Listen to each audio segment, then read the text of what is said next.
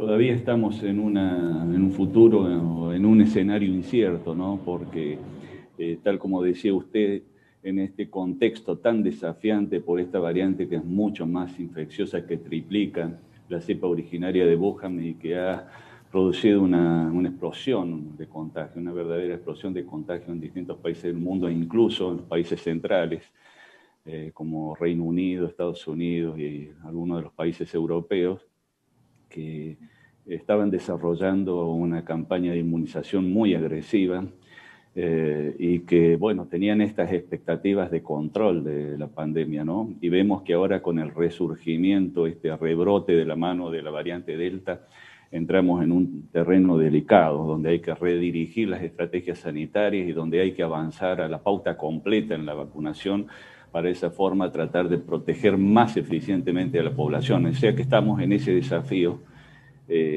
diario y monitoreando la situación epidemiológica y a la vez considerando que es fundamental, trascendental para el desarrollo de esta pandemia, la distribución equitativa de las vacunas. Es decir, lograr alcanzar una cobertura mucho más equitativa y más universal. Y esto que a lo que hace referencia nos lleva también a consultar su punto de vista en relación con esta solicitud que ha hecho la Organización Mundial de la Salud el día de ayer en cuanto a frenar la dosis de refuerzo en los países que ya están preparándose para esto, o aquellos que incluso ya han empezado a dar los primeros pasos, mientras se logra que estos países que están más rezagados en sus procesos de vacunación logren inmunizar al menos al 10% de su población. ¿Cómo manejar esta inequidad, doctor? Bueno, ese es el gran punto, el punto central. Creo que los gobiernos centrales, de la mano de la OMS y del pronunciamiento de su director en ese sentido, el doctor Tedros Adhanom Ghebreyesus, sosteniendo, y en la última asamblea de la ONU lo dijo concretamente, hablando de esta asimetría, él sostuvo la distribución inequitativa, pero en términos escandalosos, dijo, ¿no? Es decir, que hay 100 países que han recibido prácticamente muy poquitas partidas de vacunas, sobre todo los africanos, y bueno, y eso es el escenario indeseable, porque puede dar posibilidades no solamente a la reproducción, sino a la generación de nuevas variantes, y esas poblaciones están absolutamente desprotegidas. Es decir, que tiene que haber una acción de los países centrales, los que tienen los productores, las farmacéuticas productoras, para lograr enviar partidas. Un poco la avanzada en ese sentido se había pensado con respecto al mecanismo COVAX, con esa posibilidad de donación y que de un alcance mucho más extenso, y tratar de ir bloqueando todas las zonas geográficas, la distribución y la transmisión viral.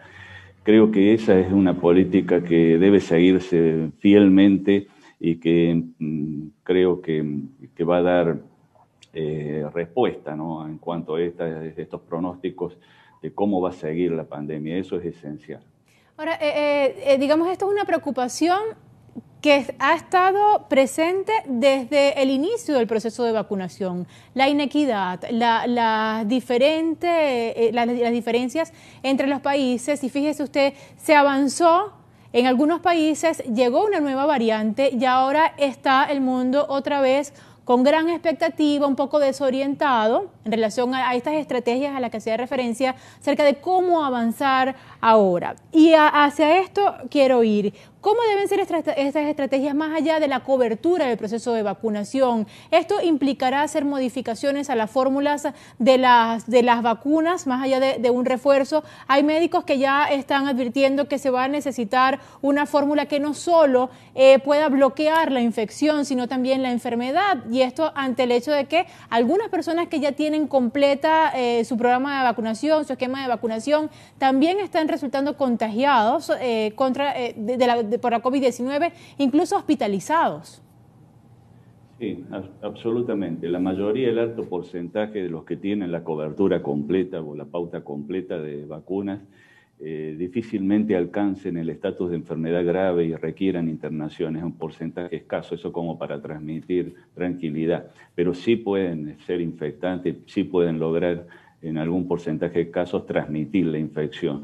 Es decir, que de mínima debemos tener la pauta completa y realmente hay muchos países que están en bajos porcentajes en cuanto al completar el esquema. Entonces creo que ese es el primer punto, tratar de, porque ha cambiado el paradigma, ¿no? Con respecto a esta variante Delta, es una situación completamente distinta, es mucho más infecciosa la cepa y obliga a este plan de contingencia, adaptar los programas de vacunación para lograr que la mayor parte de los países logren esa pauta completa. Por otra parte, con respecto a la segunda parte de la pregunta, sí, indudablemente hay un proceso de readecuación de las vacunas permanentemente, ya hay algunas farmacéuticas que están hablando en ese sentido, y también hay un cambio en la estrategia con esto que usted decía de un reforzamiento. Muchos países están planteando una tercera dosis, ya se había hablado hace algún tiempo y es muy probablemente que vayamos hacia ese escenario, es decir, a la readecuación permanente.